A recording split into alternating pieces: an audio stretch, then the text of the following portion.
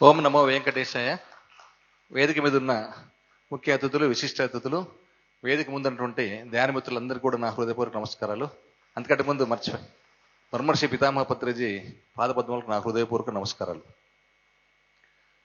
నా ధ్యాన జీవితంలో పత్రిజీతో అనుబంధం ఉన్నటువంటి ఒక ముఖ్య దివ్యానుభూతిని మీతో పంచుకొని నేను ముగిస్తాను. మన ఇందాక నాకు సోదర సమానుడు మన తంగితో చెప్పినట్టుగా నేను 2020 నుంచి 2024 వరకు తిరుమల కొండ మీద విజిలెన్స్ డిఎస్పీగా పనిచేసే మహాభాగ్యం నాకు వచ్చింది. ఆ సమయంలో 2021లో పత్రిజీ గారికి ఎందుకో తిరుమల కొండ మీద ఆస్థాన మంటపంలో, ఆస్థాన మంటపం అంటే ఇంతకంటే పెద్దగా ఉంటుంది, మీకు తెలుసుంటలేదు. తిరుమల కొండ మీద ఆస్థాన మంటపం బేడేశ్వర టెంపుల్ పక్కన ఉంటుంది. ఆ ఆస్థాన మంటపంలో ధ్యాన సప్తాహం చేయాలని చెప్పి సంకల్పం కలిగింది. అప్లికేషన్ పెట్టుకుంటే అప్పుడు కోవిడ్ చాలా తీవ్రంగా ఉన్నందువలన ఓన్లీ పత్రిజీ వారి కుటుంబ సభ్యులకి మాత్రమే 10 మందికి మాత్రమే పర్మిషన్ ఇచ్చారు. ఓన్లీ 10 మందికి. పత్రిజీ గారు స్వయంగా వచ్చి ధ్యాన సప్తాహం నిర్వహిస్తే మన ఆంధ్ర, తెలంగాణ, తమిళనాడు, కర్ణాటక నుంచి కొన్ని వేల మంది తండోపతండాలకు వస్తారు, మీకు అందరూ తెలుసు. అటువంటి సందర్భంలో వీళ్ళు నిరుత్సాహం చెంది మన శివప్రసాద్, మన సంగీత బాబు, మన పిఎస్ఎం తిరుపతి ప్రెసిడెంట్ కంచిరాఘు సార్ వాళ్ళ నా దగ్గరకు వచ్చి ఇట్లా పరిస్థితి ఇట్లా ఉంది కాబట్టి మీరు విజిలెన్స్ ఆఫీసర్ కాబట్టి ఏదో మీ చేతనంత సహాయ సహకారాలు అందించి ఎక్కువ మంది పైకి వచ్చే అవకాశం కల్పించండి అని చెప్పేసి రిక్వెస్ట్ చేయడం జరిగింది. నేను ఏ మంచి పని నాకు ఎవరైనా అడిగినా కూడా వెంటనే ముందడుగు వేసే అలవాటు నాకు. వెంటనే వెంకటేశ్వరం దగ్గరికి పోయాను. అంటే మహాత్ములు డైరెక్ట్ పోయే అవకాశం నాకు ఉండింది.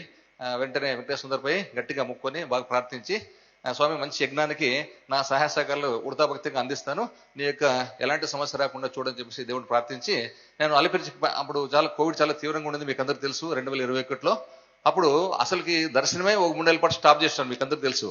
తర్వాత 6,000 మందితో పునర్ప్రారంభించి 6,000 నుంచి క్రమంగా పెంచుకుంటూ వస్తున్నారు.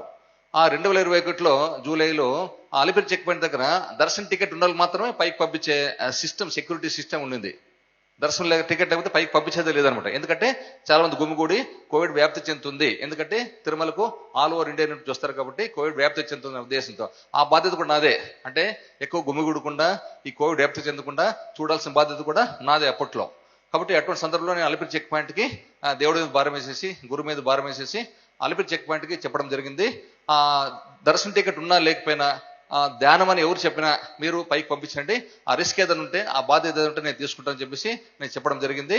ఆ విధంగా 10 మందికి, దీనికంటే పెద్ద కెపాసిటీ ఉన్నటువంటి ఆస్థాన మండపంలో 10 మందికి పర్మిషన్ ఇస్తే అది 2,000 కెపాసిటీ. ఇది 1,500 కెపాసిటీ, అది ఆస్థాన మండపం 2,000 కెపాసిటీ.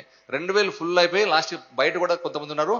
అట్లా ఈ ధ్యాన సప్తాహం మహాద్భుతంగా, మహోన్నతంగా కొన్ని వేల మందితో దిగ్విజయంగా చాలా బాగా జరిగింది. పత్రిజీ గారు చాలా హ్యాపీ, చాలా సంతోషపడ్డారు.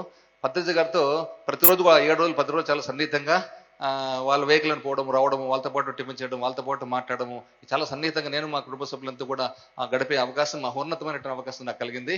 అటువంటి లైఫ్ లాంగ్ నేను మర్చిపోలేని సంఘటన ఇది. అయిన తర్వాత చివరి రోజు అభిషేకం అయిన తర్వాత నిజపాద దర్శనం ఉంటుంది. ఆ రోజు బలవంతంగా మేము దర్శనం తెలుసుకోం. శివప్రసాద్ గారు మేమంతా పత్రిజీ గారి బయోమెట్రిక్ లో పోయే అవకాశం ఉంటుంది కాబట్టి బ్యాటరీ కార్లు తీసుకుపోయి ఆ టెంపుల్ బయోమెట్రిక్ లోపల దర్శనం తీసుకోవడం జరిగింది. ఆ దర్శనంలో పత్రిజీ గారు తన కోసం ఏం కోరుకోలేదు. ఈ తిరుమల కొండ మీద ఒక మంచి ధ్యాన కేంద్రం కావాలని చెప్పేసి వెంకటేశ్వరం మొక్కున్నారు. అది నాకు చెప్పారు. అది ఈరోజు వాళ్ళ సంకల్పం. ఈ రోజు అది సాకారమైంది. మీకు తెలుసలేదు, కొండ మీద, తిరుమల కొండ మీద తరిగొండ వెంగమాంబ ధ్యాన కేంద్రంని దాదాపు 350 మంది ఒకేసారి కూర్చొని ధ్యానం చేసేటువంటి పెద్ద మన తరిగొండ వెంగమాంబ ధ్యాన కేంద్రము రెడీ అయిపోయింది. ఇంకా ప్రారంభోత్సవం సిద్ధంగా ఉంది.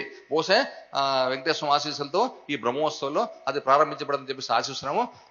దాంట్లో వల్ల ఈ భక్తులంతా కూడా, దర్శనపోయిన భక్తులంతా కూడా నిరంతరం 24 గంటలు కూడా నిరంతరం అక్కడ ధ్యానం చేసుకుని, ధ్యానం నేర్పించి ధ్యానం నేర్చుకునే అవకాశం ఉంది. ఆ తిరుమల కొండ మీద అటువంటి సంకల్పం చేసినటువంటి పత్రిజీ గారికి నేను మనస్ఫూర్తిగా కృతజ్ఞతలు తెలియజేస్తూ ఇంతటితో విరమిస్తున్నాను. Thank you.